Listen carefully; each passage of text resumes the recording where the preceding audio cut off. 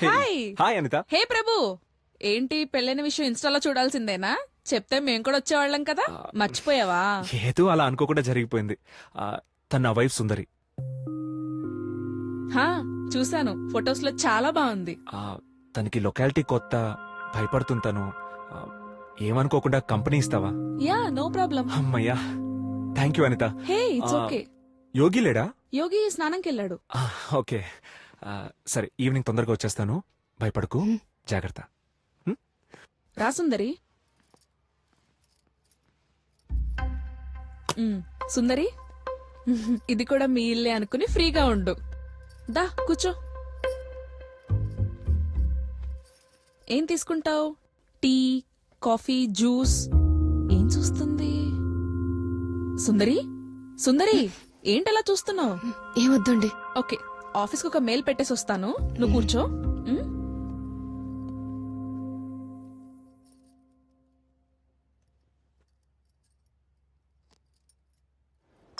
ఏంటిది ఫోన్ చేస్తుందా?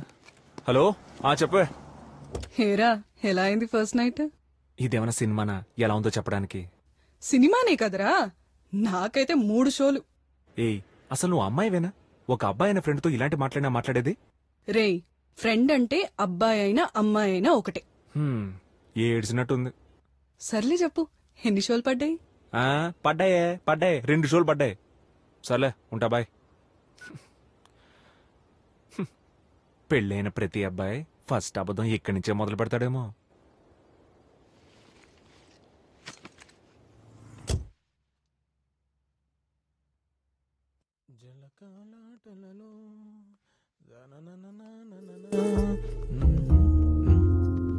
హలో, ఎవరు?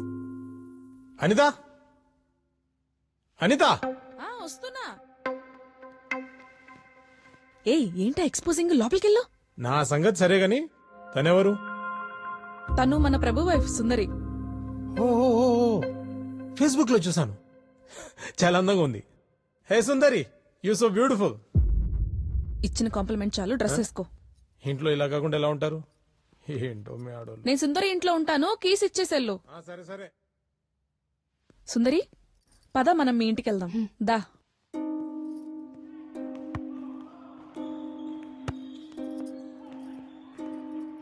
అవును, ఇందాక మీ వారు ఇంగ్లీష్లో ఏదో అన్నారు. అదా, నువ్వు చాలా బాగున్నావు అన్నారు. తప్పు కదండి ఇంకొకరి భార్యను అలా అనటం. అయ్యో, అసలు నువ్వు ఎక్కడున్నావు సుందరి? అదో కాంప్లిమెంట్ అంతే. అంటే పొగడడం? అయినా అతని భార్యగా నాకే ఏం లేదు. దా, కాఫీ తాగుతూ మాట్లాడుకుందాం. నిన్న మీ ఫస్ట్ నైట్ అయినా నీలో ఇంకా భయం పోలేదంటే మీ ఇద్దరి మధ్య ఏం జరగలేదని నాకు అర్థమవుతుంది.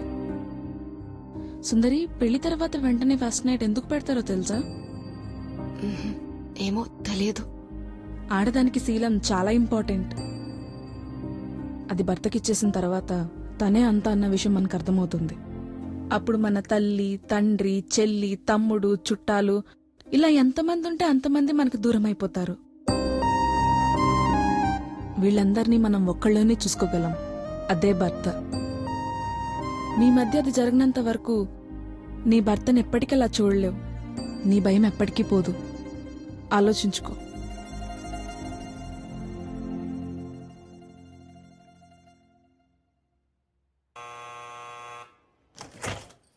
హాయ్ సుందరి, ఏంటిలా వచ్చావు? అది ఆయన స్నేహితులు వస్తున్నారట, చికెన్ తెమ్మన్నారు, కానీ నాకెక్కడో తెలీదు. చికెన్ షాప్ దగ్గరలోనే ఉంటుంది, వాచ్మెన్ అడిగినా చెప్తాడు. నేనిప్పుడు ఆఫీస్ కాల్లో ఉన్నాను, సో నేనిప్పుడు రాలేను, ఏమనుకోవద్దు. పర్వాలేదండి.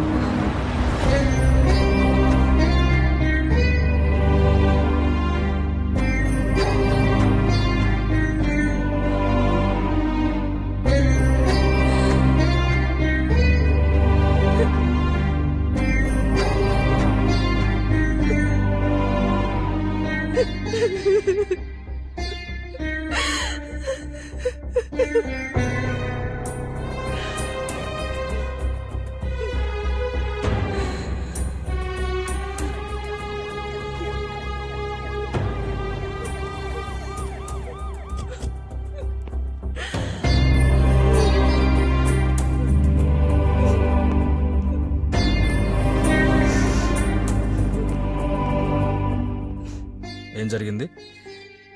అతని పేరు ప్రభు, తన పేరు సుందరి. వీళ్ళిద్దరికీ ఈ మధ్య పెళ్ళయింది. రీసెంట్గా ప్రభుకి జాబ్ పోయింది. అప్పటినుంచి బాగా తాగడం, తన మీద అరవడం లాంటివి చేస్తున్నాడని చెప్పింది. పెళ్లికి ముందు కూడా 2 సార్లు సూసైడ్ అటెంప్ట్ చేసుకున్నాడు. ఆ జాబ్ పోయిందని బాధలోనే ఇలా చేసుకున్నాడేమో. పాపం సార్ ఆ అమ్మాయి చాలా ఇన్నోసెంట్. తన గురించి ఆలోచిస్తేనే బాధగా ఉంది. ఇలాంటి పరిస్థితుల్లో ఈ అమ్మాయి ఇక్కడ ఒంటరిగా ఉండటం మంచిది కాదు. దాన్ని వాళ్ళ ఊరు పంపించేయండి. అవసరమైతే మళ్ళీ రావాల్సి ఉంటుందని చెప్పండి. బాబు రండమ్మా, బాడీ క్లియర్ చేయండి. కానిస్టేబుల్స్ క్లియర్ చేయండి అమ్మా, క్లియర్ చేయండి. సుందరి లే సుందరి.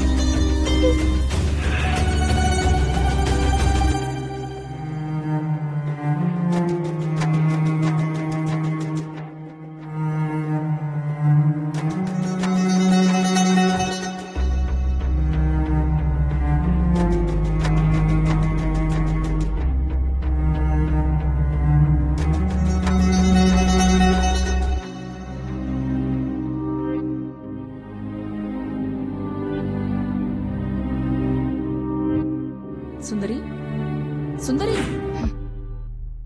సరదాగా వాకింగ్కి వెళ్దాం, వస్తావా?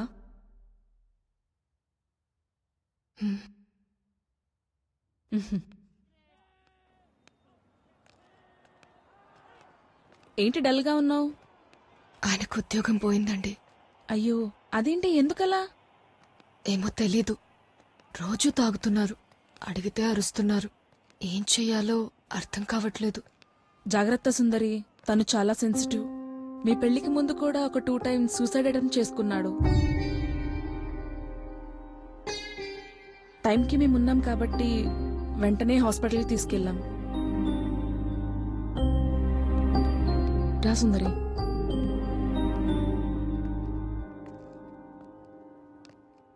ఎందుకలా చేసుకున్నారు? అప్పుడు అడిగితే ఏవో జాబ్ టెన్షన్స్, మనీ టెన్షన్స్ అని చెప్పేవాడు. అంతకన్నా ఏముంటాయి మగవాళ్ళకి? అంత చిన్న వాటికే అలా చేసుకుంటారా? సమస్యలు మనవి కాకపోతే అన్నీ చిన్నవే, అదే మనవైతే అన్నీ పెద్దవే. తీసుకునే దాన్ని బట్టి ఉంటుంది. మీరు జాతకాలు నమ్ముతారా? ఉహుం. జీవితం మీద భయం ఉన్నవాళ్లు అన్నీ నమ్ముతారు.